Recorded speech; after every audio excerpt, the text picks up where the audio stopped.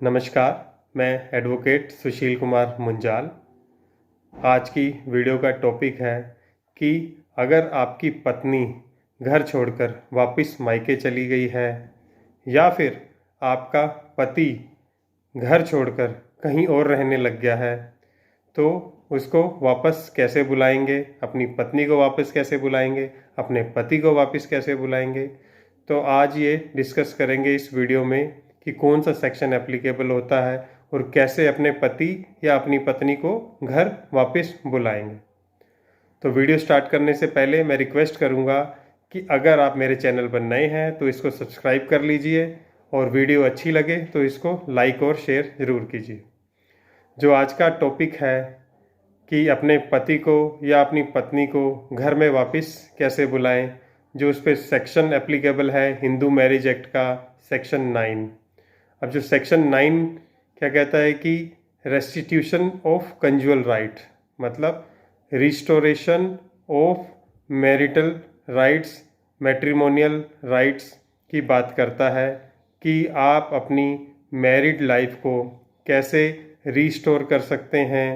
और जो सेक्शन कहता है कि व्हेन ईदर द हस्बैंड और the wife has without reasonable excuse withdrawn from the society of the other, मतलब हस्बैंड या फिर वाइफ दोनों में से कोई भी अगर वो सोसाइटी से मतलब विड्रॉ कर लेते हैं अपने आप को, मतलब मैरिड लाइफ से अलग हो जाते हैं, तो उसके लिए इस सेक्शन में कहा गया है कि आप पिटीशन फाइल करेंगे जब आपका हस्बैंड अलग रहने लग जाए या फिर आपकी वाइफ अलग रहने लग जाए।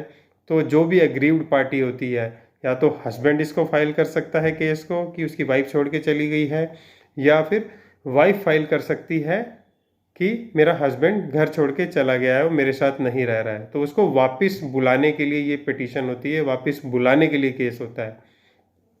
तो इसके लिए आपको करना क्या होता है कि आपको एक पिटीशन फाइल करनी होती है जो कि फैमिली कोर्ट में होती है। जो आपके जो भी डिस्ट्रिक्ट होगा उसके डिस्ट्रिक्ट कोर्ट की फैमिली कोर्ट होती है, उसमें आपको ये सेक्शन 9 की पिटीशन फाइल करनी होती है।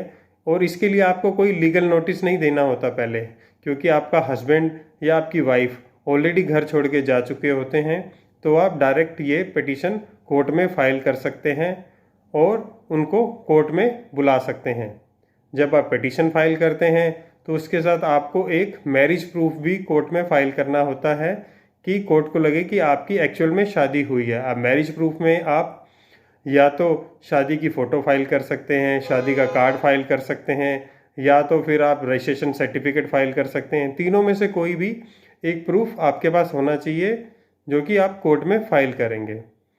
अब जब आप कोर्ट में फाइल करते हैं, फाइल जब जिस दिन हेयरिंग के लिए आती है तो उसमें जो फैमिली कोर्ट है वो नोटिस इशू कर देती है, और नोटिस इशू करके आपके हस्बैंड या आपकी वाइफ को नेक्स्ट डेट पे बुलाया जाता है। और उसमें ये भी डायरेक्शन दी जाती है कि अगर आप अपना जवाब फाइल करना चाहते हैं तो विद इन 30 डेज इसका जवाब फाइल कर दीजिए। जवाब में मेंशन होना चाहिए कि आप क्यों नहीं रहना चाहते, या रहना चाहते हैं तो क्या प्रॉब्लम है आपको। तो वो सारा उस जवाब में मेंशन होता है, जिसके बेसिस पे केस आगे चलता है। और अगर जो नेक्स्ट डेट पे अगर हस्बैंड नहीं आता या फिर वाइफ नहीं आती तो उसमें जो कोर्ट होता है दोबारा नोटिस इशू करता है, दोबारा एक मौका और देता है कि अगर आना चाहते हैं तो दोबारा भी आप कोर्ट में आ सके अपना जवाब फाइल कर सकते हैं। और अगर आपके वाइफ या हस्बैंड दोबारा भी नहीं आते तो वो तीसरी बार फिर नोटिस इशू करते हैं, और अगर तीसरी बार भी नहीं आते तो फिर उसके लिए वो एक्स पार्टी प्रोसीडिंग स्टार्ट कर देते हैं। अब एक्स पार्टी प्रोसीडिंग स्टार्ट करने के लिए एक ये मोस्ट इम्पॉर्टेंट थिंग है कि वो उनको सर्विस हो जानी चाहिए, आपके वाइफ या हस्बैंड को सर्विस कोर्ट से हो जानी चाहिए, जो कि कोर्ट को लगता है कि सर्विस तो हो गई है बट वो जानबूझ के आ नहीं रहे, तो वो एक्स पार्टी प्रोसीडिंग स्टार्ट कर देते हैं। जहाँ हस्बैंड और वाइफ कोर्ट के नोटिस के बाद कोर्ट में आ जाते हैं और अपना जवाब भी फाइल करते हैं, या नहीं भी करते, बस वो कोर्ट में आ जाते हैं। और फिर कोर्ट ये देखता है कि अगर दोनों पार्टीज साथ में रह सकती हैं या नहीं भी रहना चाहती तो वो जो मामला होता है आपका मेडिएशन सेल में रेफ़र कर देते हैं, जो कि मेडिएशन में फिर जो मीडिएटर होते हैं आपको मिलाने की कोशिश करते हैं।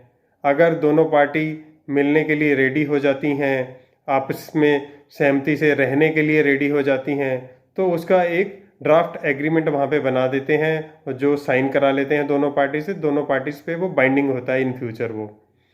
और अगर दोनों पार्टीज रहना भी नहीं चाहती तो भी वहाँ पे मीडिएशन के सामने, मीडिएटर के सामने वो बोल देते हैं, तो जो मीडिएटर होते हैं वो उस पर एग्रीमेंट बना देते हैं कि अगर आप दोनों रहना ही नहीं चाहते तो आप अपना तलाक ले लो। तो फिर वो मामला कोर्ट में वापस आ जाता है। तो आप कोर्ट में मेंशन कर देते हो कि हाँ हम साथ रहना चाहते हैं, तो पिटीशन ख़त्म हो जाती है। अगर तलाक लेना चाहते हैं तो भी पिटीशन ख़त्म हो जाती है।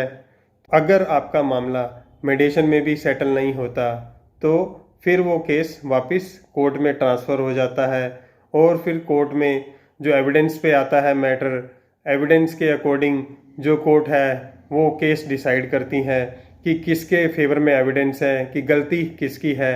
हस्बैंड की गलती है तो हस्बैंड को डायरेक्ट करते हैं कि आप साथ रहना शुरू करो। वाइफ की गलती है तो वाइफ को डायरेक्ट करते हैं कि आप साथ रहना शुरू करो। और अगर कोर्ट के ऑर्डर के बाद भी अगर आप साथ नहीं रहते हो तो वो कंटेम्प्ट ऑफ कोर्ट माना जाता है, जिससे आपका पति या आपकी पत्नी आपको तलाक दे सकती है। वो तलाक का ग्राउंड बन जाता है। तो इस तरह से आपने ये इस वीडियो में देखा कि कैसे आप अपने पति को या फिर अपनी पत्नी को घर में वापस बुला सकते हैं। Thanks for watching. अगर आपको इस इशू पे कोई भी हेल्प चाहिए तो आप मुझे कमेंट करके बता सकते हैं।